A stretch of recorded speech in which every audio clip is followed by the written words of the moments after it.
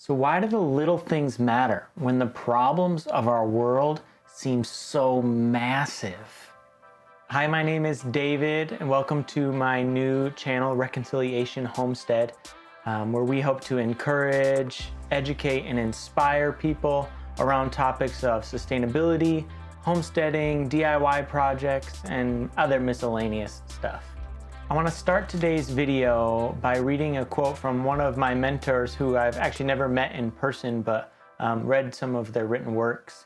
It's, "As the problems of this world grow increasingly complex, the solutions remain embarrassingly simple." I love this quote because I think it's so true. Jeff Lawton kind of says the same thing in a different way. He says, all of the problems of the world can be solved in a garden. I probably don't have to convince you that the world is full of problems. Everybody's kind of got their own strategy and coping mechanism of how do we really face these issues that every person on the planet has to deal with. Wow, did you hear about those Indian farmers? Man, they're really going through something. I'm kind of busy. Yeah, sorry.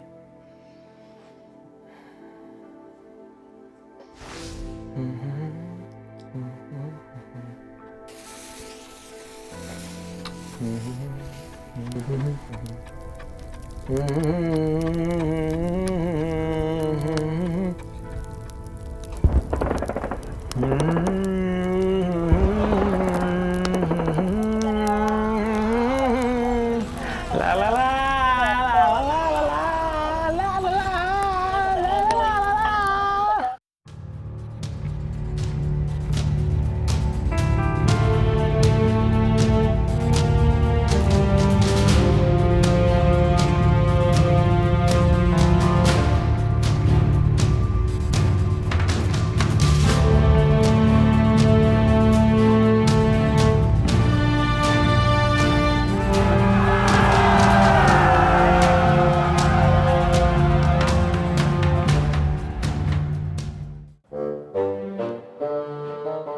Oh my God, I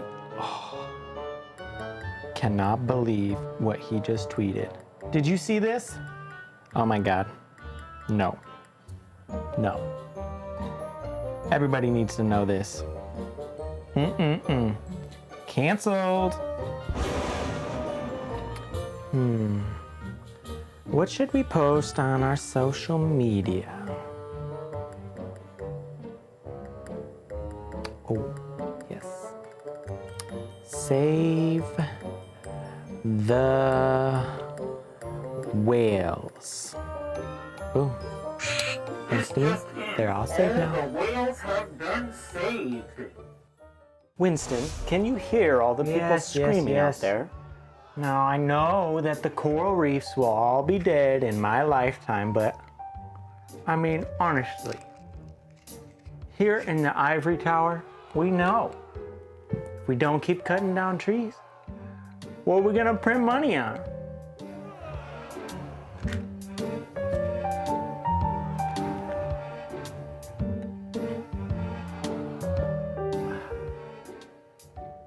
Well, folks, all of the votes are finally in, and your new president of the United States is...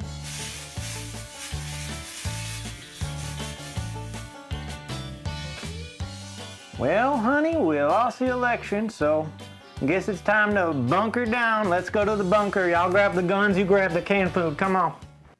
Okay, now, in all seriousness, as I said before, the problems that we face in the world are, it's not something that's going to be solved really simply.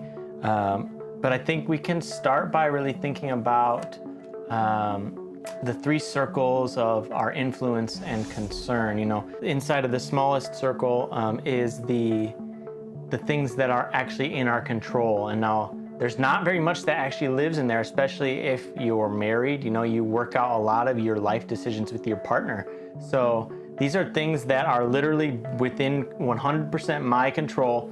No one has any other responsibility, over them. So broadening that out a little bit bigger is the sphere of influence. And now these are things that you may be able to have a pretty significant say in. Like if you're in a marriage relationship, you have 50-50 say in the decisions that get made. So you have a pretty significant amount of influence.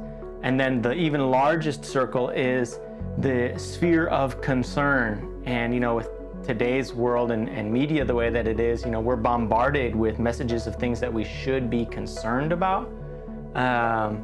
And so that circle seems to be getting ever wider, but our ability to actually do anything about that sphere of concern is none. We don't have the ability to make any changes in the things that are in the sphere of concern. The things that we really have control over are what we do with our time and our money. It's our wallet and our hands. They're our greatest asset. And so we really need to leverage those things. What is inside our control and inside our sphere of influence, and really focus our energy on facing the issues that live in that realm or coming from that base, so that we don't end up getting burned out or stressed out or live in fear, anxiety, depression. Like all of those things can be symptoms of really overstretching and trying to change things that are outside of our actual ability and power to do so. By this point, some of you might be saying, what does this have to do with homesteading? That's what I signed up for. Or maybe some of you are saying, I don't even know what even is homesteading. Homesteading is about not just being the one to take care of all of my own needs. It's like, I'm gonna do everything for myself and rely on no one. I think the person that homesteads in that way is kind of kidding themselves or lying to themselves. Homesteading for me is about building this community of resilience. It's about building those connections, those relationships. When we start to take control over our immediate needs and focus our energy and money on how am I going to do that, that is tangibly expanding our sphere of control and influence. And that to me is why homesteading is one of the tangible ways that the small things can make a big difference. It means that I'm not spending money into an unjust system, and empowering these companies to continue to exploit people and exploit the planet. Instead, I'm taking responsibility for my food, and I'm living inside my sphere of control and influence. But let's face it, y'all, change is hard. So I think what's really powerful is to say, I'm not going to be the person who sees the issue and then says, I'm gonna go to the gym every day this year. I'm gonna go to the gym starting January 1st every day, and then you go 7 days a week for your first week, and then 4 days a week the second week, and then 2 days, and by the fourth week you're not even going anymore for the rest of the year. And statistically that's pretty much how it always goes. So how do we flip that on its head? Instead of thinking like, I'm gonna set this big goal, I'm gonna really go after, living a more sustainable life, more eco-friendly, more socially conscious, more just life, and I'm just gonna do it all. Instead, flip that on its head and say, what's one thing? What's one baby step that I can do? One product that I can switch out to a more sustainable product. Just switch one product at a time, and then over time add another product, or then add another one, and then it doesn't hurt so much, and you're just building momentum instead of hitting a wall and crashing and burning. People who are especially interested in the homesteading piece or being a little bit more community resilient, what's one more skill you can learn? What's something that you can do yourself? What's something you can make from scratch in your kitchen? From real ingredients. You're not gonna go get some processed meal. What can you cook from scratch? So I just want to encourage you to, take what's that next baby step for you, and really do it. Just commit it, go to the next grocery list, put that one thing on there. I'm going to star it. This is what I'm going to buy, high quality, sustainable, ethical product. Thanks again for your time. I'm super appreciative of it. If you want to help me out, if you want to say thanks for this video, if it was helpful for you, or if it encouraged or inspired you, share that video. and subscribe, and that would help me out a lot. Until next time, you guys have a great day. Bye.